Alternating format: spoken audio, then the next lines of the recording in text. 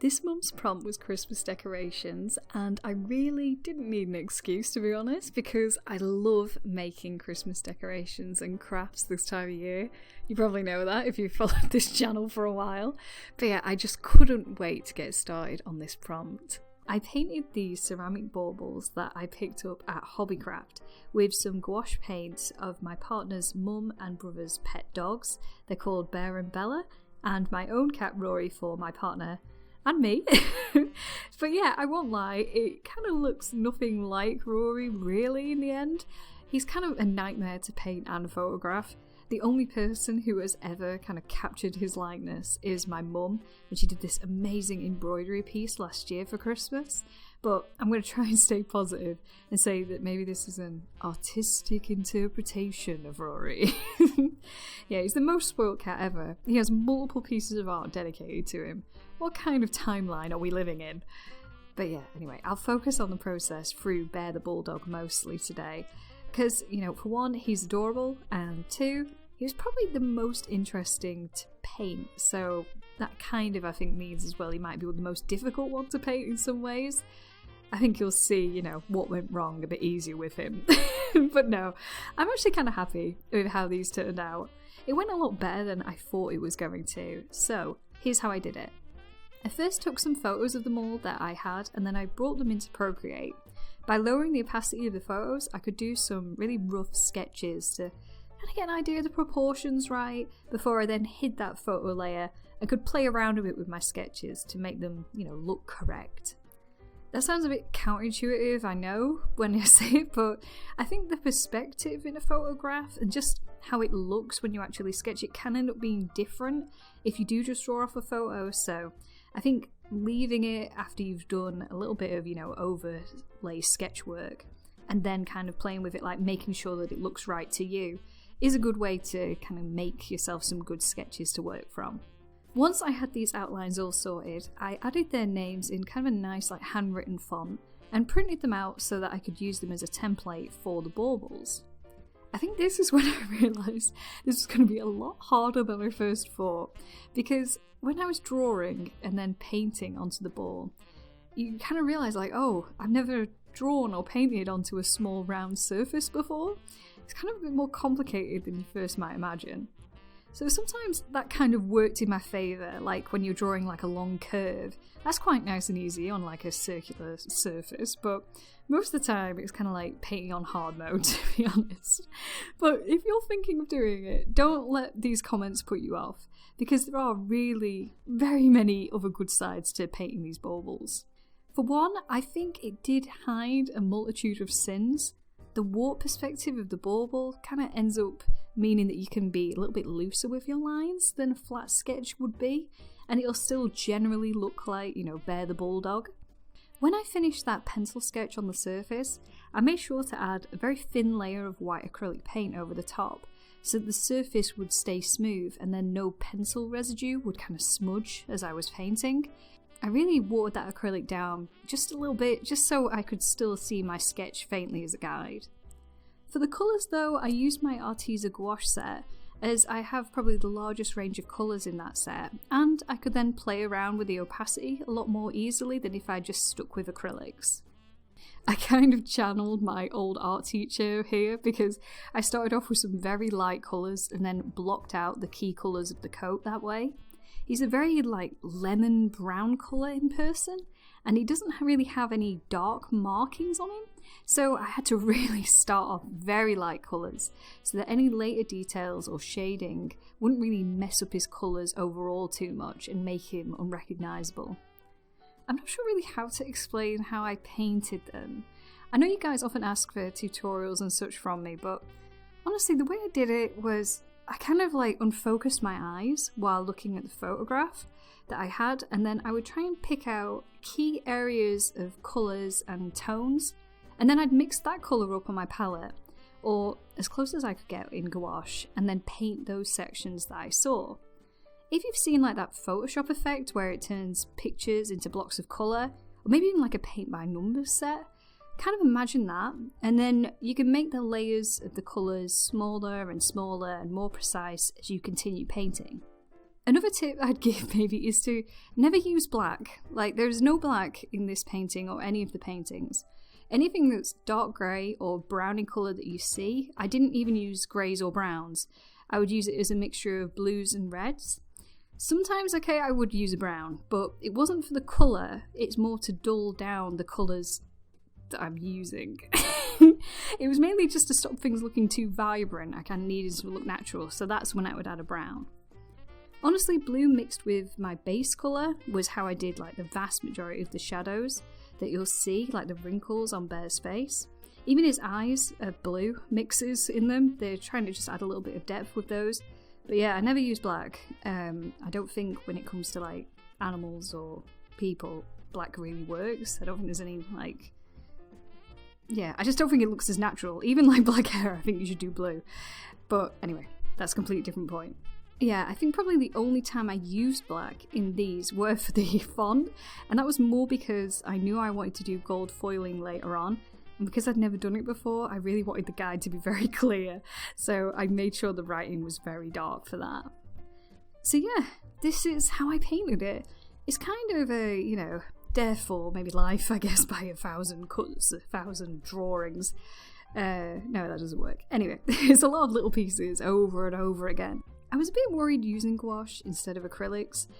I thought maybe that would mean I'm going to have to triple the amount of time this is going to take because the paint with gouache watered down would take a long time to dry. But, I mean, this may not actually be a positive of the Artista gouache set. It's positive in this situation. But they do dry pretty fast for gouaches. Even when I watered them down so many times between layers, it was probably like, you know, half an hour max, and that's in the middle of winter, so yeah, they're drying pretty fast. I'd say it took probably about like 3 hours to paint each one, so 9 hours total. And I'd say probably the gold foiling itself probably took an hour, all on its own, because I struggled with it so much. If you've done gold foiling before, you will have to let me know your tips. Because when I did it, I only gave them maybe about half an hour to dry, and looking back, I think they really needed longer. I think maybe I should have just left them a whole day. I painted over the messy edges using some non-watered down white acrylics, and then sealed the baubles using a clear gloss varnish. Did a good job again hiding some of those sins. But yeah, I'll stop talking here so that you can see how the final stages came together.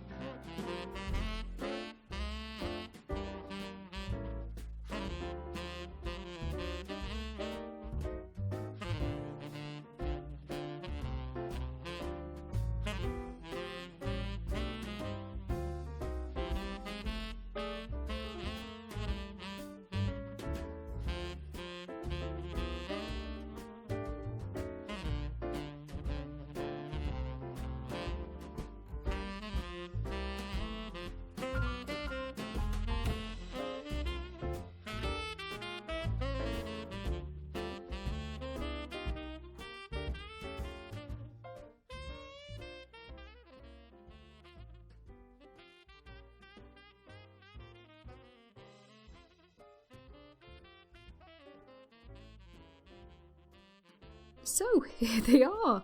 Like I say, I was really pleasantly surprised that they kind of look like the animals I was painting. Who can believe it?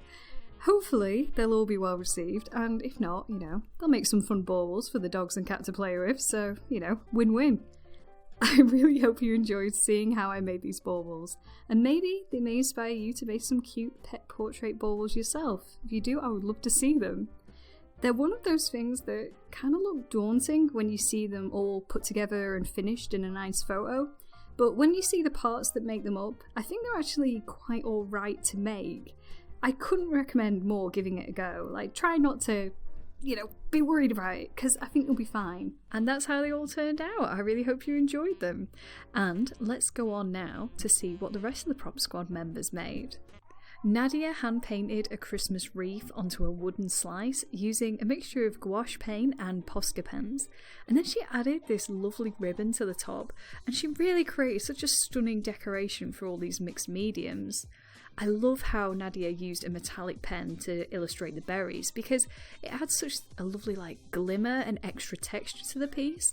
And the colour tones that Nadya has chosen too, you've got those classical greens and reds that you'd imagine just for Christmas, but then she's made sure to use more muted tones and make them a bit more grown up, a bit more fancy and classical. And I think that really makes it look like a real professional piece of work. I think it's beautiful. Kind of want it for my tree. Twyrob created this wonderful hand-embroidered decoration, which she kindly gifted to me this Christmas and is now hanging pride of place on my tree. She used this robin pattern from the Love Embroidery magazine, but then she turned it into an actual working ornament by adding the Christmas tree ribbon and backing the embroidery onto a circle of card and then a felt circle to make it a real nice piece. It really works well. I'm absolutely in love with it. I think my favourite aspect are the colours that she chose. I really like that she chose such a sharp blue and then red for the bird. I think they make a lovely contrast and it really stands out on the tree. Sean made this fantastic evil killer gingerbread man from the Krampus film using clay and then a real chain, which I think just looks so good. I think it just makes it very real and kind of like a movie prop. I think it works fantastic. I think the idea of using a mixture of materials when you're creating crafts like this really does kind of hit home and make it more professional looking. So yeah, I think he's done a really impressive piece of work here. It's a really nice craft, and definitely check out his video if you get a chance because yeah, it looks amazing. You definitely need to know how to make one of these for the tree. Halumpa Sonia created this gorgeous digital illustration for this mum's prompt that uses all of these darker tones, but they're still very warm and it forms this lovely atmosphere of like a Christmas wintry night. I love how she set up this scene and added the glow to the candles and onto the tree bark that surrounds too. I think that noticing these little lighting details while you're painting is just one of those things that can be easy to miss when you're doing it, but it looks so effective once it's all pulled together and it just really brings her art up to another level. I think this piece is so lovely. I mean, the character is this odd mix of happy and sad, and that just makes me more interested. I care about them more, and I want to know more about this story. When I saw Lisbeth's ornament for this prompt, I couldn't stop smiling because I think it's such a brilliant idea. And I think I'm going to have to keep it in mind, to be honest, when I next finish off some art supplies, because she's made something really beautiful here. I think by using the lights and turning her empty paint into a work of art, it's such a clever idea. I think it's such a lovely way of highlighting what matters to you most and bringing you happiness just in general and turning it into something beautiful, something that, you can celebrate. And I think especially when it's so dark and horrible like it is at the moment outside, having something like this brightening up a room, I think it's just a perfect idea for a decoration. Definitely stealing this one. Far Photos sketched up this lovely ornament design of a bear inspired by Angry Miko and her own mum's love of bears, which I think just makes it even more special having that combination. I love the composition of the illustration with the larger bear looking so majestic and important in the background and then the smaller bear in the foreground kind of exploring around. It feels like one discovering the other's world and it's very magical. I really hope you get the chance for photos to turn this into the wooden ornament that you planned, because I think from just this sketch alone, it'll turn just beautiful. I really would love to see it. I love Zoe's idea for this prompt, the everlasting gingerbread house. I mean, I need one. though I probably shouldn't have one. Zoe's art is always so wonderfully vibrant, and I think it's really cool to see how that translates into a crafted piece of art rather than just like a painting or a drawing. And I think it just works very well, especially with the gingerbread house. I think my favourite part is how she's illustrated the snow on the roof and the shingles, because it's really graphical and clean in technique, like her art always is, but then it stays so fun and interesting in appearance too. You'll have to let me know how you make this, Zoe. Get a DIY video up on your channel or something, if you haven't already. Sakura's like a quadruple threat now, because she's shown she has killer crochet skills, as well as painting, as well as drawing. Come on, Sakura, it's not fair. But yeah, I think it's really impressive, this one. These adorable little mushrooms that she's made for the tree are just so cute. The shapes and the colours are all so interesting and different from one another, but then when you see them together like this, you can see how well each one matches the others too. They are so lovely and magical, and yeah, I just need to see your final tree, Sakura. If these are a hint, I bet it looks amazing. I think me and Em are personally keeping Hobbycraft afloat this Christmas because we've both been raiding their supplies so much. But yeah, Emily's used a mixture of medias to create this clear Baubles scene of Santa kind of joyriding down the street, endangering the local postman. Why? You gotta do it, Father Christmas. Why? It's not the time of year. But yeah, he seems to be having a brilliant time. I really am impressed by how clean and tidy Emily was able to do this, because I found all the glue and positioning in these clear balls to be an absolute nightmare. But she's formed all of these layers and just details so beautifully, and it's just a lovely encapsulated Christmas diorama. I think it looks brilliant. Mira's created another lovely illustration for this month's prompt. We've gone from terrifying haunted house last time to a delicious looking gingerbread house this time. I absolutely love all these different colours of the roof shingles and in the decorations that Mira's used. And those gingerbread men too, they look so tasty. I mean, Mira, you're making me hungry. Mira's even added a Christmas tree with extra decorations, so you know, she's done 2 decorations for this one. It's really beautifully done. I love how this illustration has turned out, Mira. You've done such a beautiful job. I absolutely love it. Troy also worked on a round bauble like I did, but he seemed to have a lot less trouble than I did, because he painted this portrait of the Krampus and the killer gingerbread man with so many details and such lovely colours. I was just like, what? It's so hard to work on such a small circular canvas, but he makes it look easy. It looks fantastic. I think I'm definitely going to have to watch this Krampus movie now after Troy and Sean have both done such cool artwork around it. I feel like I'm missing out on something now. I kind of went rogue here, and I wanted to add Dave's piece for Emily's Draw This In Your Style this time round because, I mean, look at it. I kind of had to. It was too Christmassy and fun not to include. And I just love seeing Dave's take on Emily's crocodile character here. And of course, you know, I also want to promote you guys. You know, it's a large part of why we do these as well, that you guys can follow and see what other artists in Promptsquad are doing. And so yeah, if you're interested in this Draw This In Your Style and think you can, you know, make him somewhat as cute as Dave's amazing piece here, then definitely make sure to do it. You know, we're not just Promptsquad, we've got all of these other artists who do so many wonderful competitions and different ideas too. So yeah, definitely check out that challenge if you get the chance. Sammy created so much gorgeous art for Christmas this year, and this ornament here is a lovely summation of some of that work, as it includes 2 of her OCs, Shiroi and Aquamarine, the Diamond Twins, joined together in this kind of yin-yang colourful Christmas decoration. I love how her hair breaks the barrier of the ornament, and the decoupage flowers that create the border, using these different medias and layered details. It really kind of pulls these ideas of like the natural image and their characters all together so nicely. I think it's wonderful, Sammy. I think it looks amazing, and I can't wait to see what it looked like on your tree. I really just want to see everyone's trees after this. I love seeing Wise's style for this prompt, as he had all these different elements that I think we can all appreciate now in his own art. You know, the space, the beautiful colours, those gorgeous like flow of shades that he can do. But then he's brought in the Christmas theme and intertwined it with his style so well. It's really cool to see. I love the use of the reindeer in the foreground and these curls of gold on the like different vines and leaf stems. And just mixing the glitter as well into the triangle, it all adds this Christmassy sparkle, but it's a wise Christmas. It really shows how distinct and wonderful his style is. And finally, Carter created this wonderful graphical decoration design for the prompt. And it's funny, I think, because you can see this as kind of a good example of where Carter's interests and his style seem to be headed at the moment. If you follow him on Instagram, as you should, he's been working on his own Western characters. And this bauble with these intricate line designs and classical style to it really harkens back to the same time period. We've had Edgar Allan Poe, we've got these Western characters.